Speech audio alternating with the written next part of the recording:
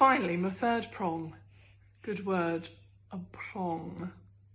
Not as good as plunge, obviously. Chronic illness. So I think another good thing that's going to come from this time is that people are going to become aware of what it is like to live with long-term chronic illness. Illnesses like ME, like chronic fatigue syndrome. There's something called POTS, postural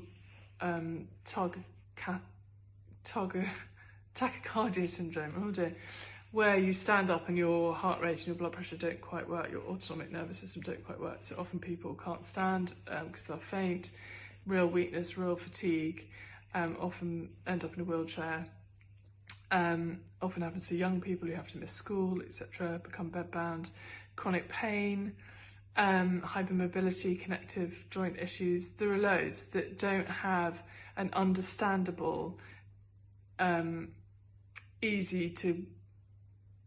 understandable diagnosis, like cancer, like diabetes, like heart problems.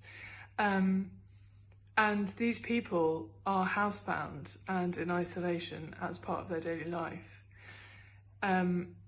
My story in this is not relevant or important right now because the coronavirus is the important thing. I don't want to be a headline, but I will just say that I get it.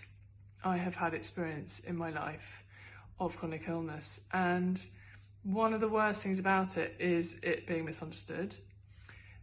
The other thing that's really tough is the level of isolation of it, because people become very, very limited in, completely housebound. But with the longevity, I think, even if there is initial sympathy or attempts at empathy,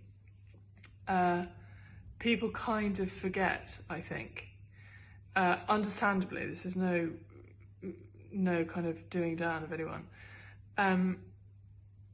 But I think it's quite, I've spoken to a few people who have found the jokes about quarantine, which are important. I mean, this is where the British are fantastic. In particular, the jokes going around are fantastic and important. But I think it's quite tough for those who've been housebound for years and years and years, because they've just been alone with it. Perhaps one or two family members or one or two friends have tried to understand and help care for them. But this is their daily life, and suddenly everyone's sort of complaining about it for 2 weeks or 2 months and making jokes about it. So yeah, I think these illnesses really need to understand more. I remember in the 80s, I know I just don't look as old as I am. Can you believe I was alive in the 80s? People talked about ME as a sort of yuppie flu, it was just sort of moaning, but it is, it's an illness, and it's serious and completely disabling and debilitating, and means people can't follow their heart's desire and do what they want to do. And I think the thing about chronic illness is people say there's a daily grief to it. There's a daily sense of disappointment.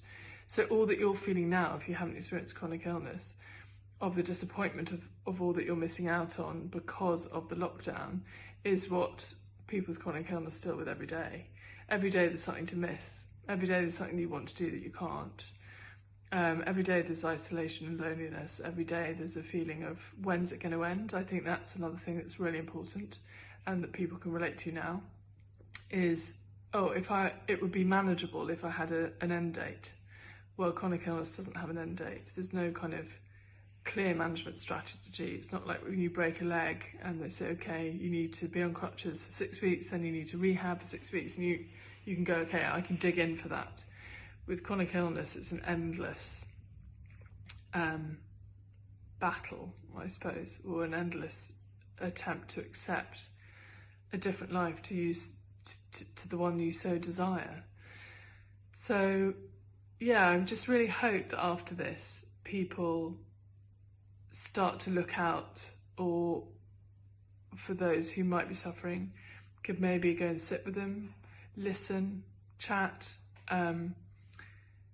When fatigue is part of things, then often you've got a very small window in which to socialise, to chat, because it wears you out. But